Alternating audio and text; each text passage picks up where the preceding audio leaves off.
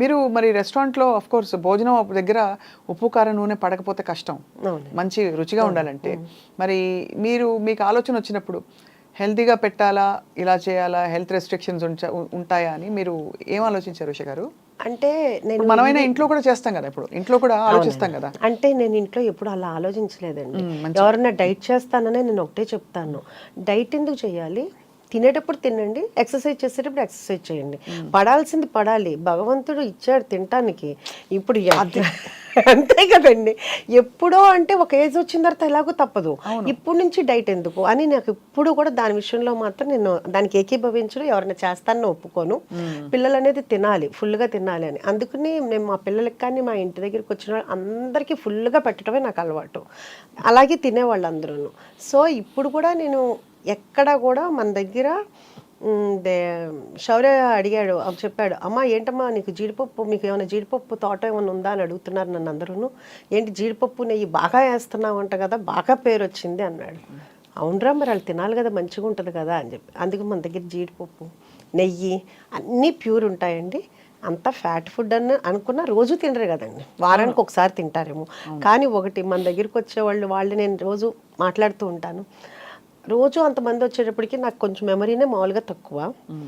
So అడుగుతుంటాను, ఏమ్మా ఎలా ఉంది, ఇది 11వ అండి, ఇది 50వ అండి, మీరు మమ్మల్ని పలకరించారండి, మేము హట్ అవుతున్నాం, మీరు మమ్మల్ని గుర్తుపట్ల, ఇట్లా అంటుంటారన్నమాట అండి. సో అందరూ చాలాసార్లు వచ్చేసే ఉంటారు, ఈ వారంలో 3వ అండి ఇది, అట్లా చెప్తుంటారు. సో వీళ్ళందరూ ఇంత ఆదరించినందుకు నిజంగా వాళ్ళందరి నాకు ప్రతిసారి వాళ్ళు వస్తున్నప్పుడల్లా నాకు అసలు దేవుడు పంపించిన వాళ్ళకి మళ్ళీ అనిపిస్తారండి. ఎందుకంటే నేను లోపల పెట్టాను, మన యాంబియన్స్ కూడా ఎంజాయ్ చేస్తామని అంటారు, నాకు దాంట్లో అర్థం అవ్వదు. మీరు ఒకసారి చూసి చెప్పండి, అందరూ మీ యాంబియన్స్ని ఎంజాయ్ చేస్తున్నామండి అంటారు, చాలా నార్మల్గా ఉంటుందండి. అంటే వాళ్ళ అభిమానమో మరి ఏమో అర్థం కాదు. అట్లా నాకు ప్రతి ఒక్కళ్ళు కూడా నా ఫ్యామిలీలాగా అనిపిస్తారు. వాళ్ళు కూడా ఏంటంటే నేను వెళ్ళంగానే వాళ్ళు చాలా సంతోషంగా నాతో మాట్లాడతారు, మీకోసమే వచ్చామండి, మీ యూట్యూబ్ చూసాము, మీ ఇంటర్వ్యూ చూసాము అని అంత అభిమానంగా వస్తుంటే వాళ్ళందరినీ అసలు ఇప్పుడు నా పిల్లలు కొంచెం దూరంగా ఉన్నా కానీ అది మర్చిపోతున్నాను అనమాట. అంత చాలా ఆనందంగా ఉంది. మీరే స్టార్ అయిపోయారు ఇప్పుడు. అలా ఏం లేదు, అలా అభిమానం అండి. ఇది ముఖస్తుతికి చెప్పట్లేదండి. బికాస్ ఒకటి మీరు మీ చక్కగా చిరునవ్వుతో మీరు ఎంత విల్లింగ్గా హ్యాపీగా పంచుకుంటున్నారు మీ విశేషాలు, అలాగే మీ భోజనం పెట్టే తీరు కూడా అర్థమైపోయింది, మీరు ఎంత మనస్ఫూర్తిగా పెడతారు. అవునండి, ఎందుకంటే అది మా మదరు అలాగే పెట్టేవాళ్ళు ఇంట్లో. మేము చిన్నప్పటి నుంచి అలాగే చూసి పెరిగాము. సో మాకు కూడా అదే అలవాటు అయిపోయింది. ప్రాపర్ ఎక్కడండి మీది? మాది ఏలూరు అండి. మా ఫాదర్ రెసిడెన్షియల్ కాలేజ్ అదంతా ఉండేది, ఆయన లెక్చరర్ అయ్యి తర్వాత రెసిడెన్షియల్ కాలేజ్ పెట్టారు. సో మేము చిన్నప్పటి నుంచి మా ఇంట్లో ఎప్పుడు మనుషులు ఉండేవాళ్ళు, ఎప్పుడు వండి పెట్టడమే అమ్మకు అలవాటు. ఇంకా అలా చూడటం వలన ఏమో కానీ మ్యారేజ్ అయిన దగ్గర నుంచి మా హస్బెండ్ ఫ్రెండ్స్ని తీసుకురావటం, ఆ తర్వాత పిల్లలు వాళ్ళ ఫ్రెండ్స్ అందరు ఇంట్లో ఉండటం, ఇంకా తర్వాత నేను ఐరా క్రియేషన్స్ స్టార్ట్ చేసిన తర్వాత అప్పుడు ఆఫీస్కి రోజు నేనే వంట చేసి తీసుకెళ్ళటం అంతమందికేను. ఎప్పుడన్నా అది నేను అంతమందికి ఒక్కొక్కరికి 4 కేజీలు 5 కేజీలు వండి చేసి తీసుకెళ్ళేదాన్ని. ఎప్పుడన్నా ఒకరోజు నాకు కుదరకో లేకపోతే ఊరెళ్ళో కర్రీ పాయింట్ దగ్గర నుంచి తీసుకొస్తే అస్సలు కదిలేవి కాదండి. ఏంటి తినలేదు అంటే మాకు నచ్చలేదు మేడం అంటే వాళ్ళు ఏంటంటే వాళ్ళ ఇంట్లో ఫైట్ చేసినట్టు మీరు వండితేనే మేము తింటాం అనేటట్టు ఉండేవాళ్ళు ఎవరికండి. అందుకని రోజు వంట చేసి తీసుకెళ్ళేదాన్ని. షూటింగ్ కూడా నేనే తీసుకెళ్ళేవాళ్ళు మొత్తం. అసలు ఫిల్మ్ ప్రొడ్యూసర్గా ఉండడం చాలా పెద్ద బాధ్యత కదండి. మీరు ప్రొడక్షన్లోకి దిగడం అప్పుడు మీకు ఏమేమి అంటే ఏంటి మీకు ఎక్స్పీరియన్స్ కానీ, లేకపోతే ఇది ఇలా చేయాలా లేదా అని చిన్న చిన్న నిర్ణయాలు మొదలుకొని ఎలా మీరు అంత కాన్ఫిడెంట్గా దూసుకెళ్ళారు? యాక్చువల్గా చెప్పాలంటే నాకు అసలు డైరెక్టరు అన్నదే తెలుసు, హీరో హీరోయిన్, అంతేగాని డైరెక్షన్ డిపార్ట్మెంట్లో ఇన్ని ఉంటాయి, కెమెరామెన్నే ఇంత చేస్తాడు, అసలు దాని గురించి ఇంత కూడా నాలెడ్జ్. సినిమా అయితే బాగా చూస్తాము, సినిమా ఎలా ఉందని చెప్తాము, కానీ వెనకాల వర్క్ అనేది నాకు అసలు తెలియదండి. అయితే అప్పుడు నేను చేద్దాము అనుకున్నప్పుడు కూడా అన్నారు, నీకు అసలు ఏమీ తెలియదు కదా, ఏం చేస్తావు అని. నాకు మా హస్బెండ్ మా అబ్బాయి కూడా అన్నాడు, శౌర్య కూడా అన్నాడు. కానీ నాకు ఇప్పటికీ కూడా ఏదైనానండి చెయ్యలేను అమ్మో అని ఇప్పటికీ అనుకోను. ఏదైనా కానీ చేద్దాం ఒకటి ఏంటంటే ఇంగ్లీష్ రాదండి, అదొకటి పెద్ద ప్రాబ్లము. మా ఫాదర్ ఇంగ్లీష్ లెక్చరరు. ఆయన పర్ఫెక్ట్ ఇంగ్లీష్ మాట్లాడాలి అనేటప్పటికి తెలియకుండా భయం ఉండిపోయింది, అంటే ఏది మాట్లాడితే తప్పు అని. ఆ భయం ఆయన వెళ్ళిపోయిన తర్వాత కూడా పోలేదన్నమాట. రాయటం రాస్తాను, మాట్లాడాలంటే ఆ భయం అనేది పోయింది, భయం అనేది ఉండిపోయింది. అదొక్కటి తప్పితే ఇంకా నాకు ఏదైనా కానీ ఇది చెయ్యలేను అని కాదు, ఏదైనా చేద్దాము నేర్చేసుకుంటారు. అసలు అంటే అది ఏమీ కష్టం అనిపించదండి, అదొక విల్ పవర్ అవ్వచ్చు, మరి దేవుడిచ్చిన వరమే అవ్వచ్చు అదే. సో అందుకని చేద్దామని అనుకున్నాము. అలాగే అనుకుని వెళ్ళాము, నేర్చుకున్నాము, 1 by 1 అలాగే చేసుకుంటా వచ్చాము. మీ వారి సపోర్ట్ వీటన్నిటిలో? మూవీస్లో తను ఆర్ట్ దాంట్లో ఇన్వాల్వ్ అయ్యేవాళ్ళండి. ఇంక మిగతాదంతా కూడాను శౌర్య కథలో చూసుకునేవాడు, డైరెక్టర్ కానీ వాళ్ళు కానీ. ఇంక మిగతా ప్లానింగ్ అంతా కానీ మొత్తం అంతా నేను చూసుకునేవాడు, అకౌంట్స్ కానీ ఏదైనా కానీ మొత్తం చూసుకునేవాడు. సో అయితే మీరు మొత్తం వెల్ రౌండెడ్, మోస్ట్ ఏం చెప్పాలి, కంప్లీట్ సంపూర్ణమైన మహిళ.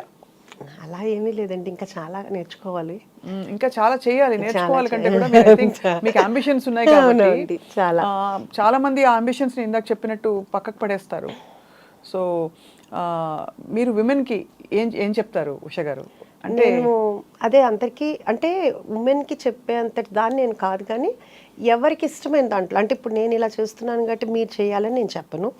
వాళ్ళకి ఫ్రెండ్స్తో తిరగాలనుకుంటే ఫ్రెండ్స్తో వెళ్ళొచ్చు. అంటే ఇప్పుడు దాకా పిల్లలే ప్రపంచం అన్నట్లుగానే బతుకుతారండి అందరూ కూడా, ఎవరైనా అందరూ అంతే. ఇంకేంటంటే మనకి ఇంకో లైఫ్ ఉండదు. తర్వాత పిల్లలు వెళ్ళిపోయిన తర్వాత అసలు ఒక్కసారిగా అసలు ఏంటంటే ఖాళీ అయిపోతుంది. అసలు పిల్లల నుంచి ఎలా డిటాచ్ అవ్వాలి చెప్పండి, అది చాలా పెద్ద పాఠం అవుతుంది చూసేవాళ్ళకి. అది కరెక్టే కదా, డిటాచ్మెంట్ అంటే అదేదో వదిలేసుకోవడం కాదండి, కానీ మనం సమాధాన పడ్డాం. పిల్లలు పెద్దవాళ్ళే రెక్కలు వచ్చి వెళ్ళారు, ఇంకా మనం వాళ్ళని పట్టుకుని పెక్కకూడదు ఎక్కువ అని తెలుసుకోవడం.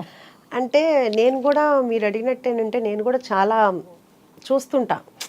అంటే మనకు తెలిసిందే మనం అనుకదు, ఒక వయసు వచ్చిన తర్వాత పిల్లలకి పెళ్ళిళ్ళు అయిన తర్వాత మనం ఎలా ఉండాలి, ఇప్పుడు అన్నీ వస్తున్నాయి కదా యూట్యూబ్లో, అవి చూసి నేను చాలా వరకు అనమాట ఏమీ మాట్లాడకూడదు, ఎవరికి ఏమి అడ్వైస్ చేయకూడదు, వాళ్ళు ఏం చెప్పినా మనం ఓకే చెప్పాలి. ఎందుకంటే వాళ్ళు మాకంటే క్లారిటీగా ఉన్నారు, మెచ్యూరిటీగా ఉన్నారు, వాళ్ళకి మనం చెప్పేంత టోళ్ళం కూడా కాదు. సో మనము వాళ్ళు ఏం చేసినా ఓకే బాగుంది అని ఒక్క మంచి మాట మాట్లాడి, ఒకటి మనం ఇది వద్దు అని చెప్పినంత మాత్రం వాళ్ళు మానరండి, అంటే మా పిల్లలని కదా ఎవరైనా.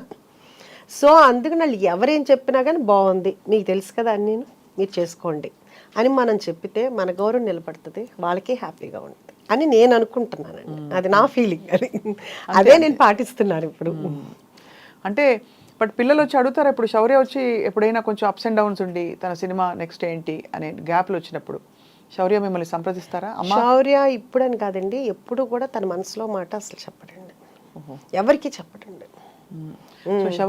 శౌర్యకి సీక్రెట్స్ చాలా ఉన్నాయన్నమాట. సీక్రెట్స్ కాదండి, వాడు ఏమంటే ఇప్పుడు మా పెద్ద బాబు ఉన్నాడు అనుకోండి, ఈ రోజు కూడా కూతురు పుట్టిన తర్వాత కూడా వాడికి ఏదైనా చిన్న ప్రాబ్లం వస్తే అర్ధరాత్రి 3 ఫోన్ చేసి చెప్తాడు. అప్పుడు కూడా ఏంటమ్మా పడుకున్నావా అంటాడు, 3 పడుకోక ఏం చేస్తారా అంట, ఏంటి నాకు ఈ ప్రాబ్లం వచ్చింది అంటాడు. శౌర్య అదే తిడతాడు, ఏంటా ఇంక ఏజ్ వచ్చిన తర్వాత కూడా నువ్వు సాల్వ్ చేసుకోవాలి నీ ప్రాబ్లమ్ని, అమ్మకి చెప్తావు ఏంటని. ఇప్పుడు కాదండి, ఒక 5-6 years నుంచి చెప్తూనే ఉన్నాను. సో శౌర్య ఇప్పుడు కాదండి, చిన్నప్పటి నుంచి కూడా అసలు చెప్పడు. కానీ నాకు మా పెద్దబాబులాగా ఉంటే ఇష్టం, శౌర్యలాగా ఉంటే ఇష్టం ఉండదు. ఎందుకంటే మదర్కి అనేది ఏదైనా ఏ టైంలో ఉన్నా మనకి ఓపిక ఉన్నంత కాలం వాళ్ళకి ఏ ప్రాబ్లం వచ్చినా మనం సాల్వ్ చేయగలిగేంత, పోనీ ఏదైనా ఒక మాట అన్నా చెప్పగలుగుతాం. వాళ్ళు హ్యాపీగా ఉన్నంత కాలం మనకు చెప్పక్కర్లేదండి. వాళ్ళకి ఏదైనా ప్రాబ్లం వచ్చినప్పుడు మనకు చెప్తే మనకున్న అనుభవంతో కానీ మనకి ఏదన్నా కుదురుతుందో చేయగలుగుతాం కాబట్టి మనకు అదొక హ్యాపీనెస్ ఉంటుంది. వాడి మనసులో ఏం జరుగుద్దో ఏంటో చిన్నప్పటి నుంచి ఇప్పుడు వరకు ఎప్పుడు ఏమి చెప్పడండి. అది అందుకని నాకు పెద్ద బాబే నచ్చుతాడు శౌర్య కింద. మీరు పెట్టండి శౌర్య నచ్చలేదు అని చెప్తారు, ఏమో పెడితే అయిపోయింది అంతే అంతే కదా.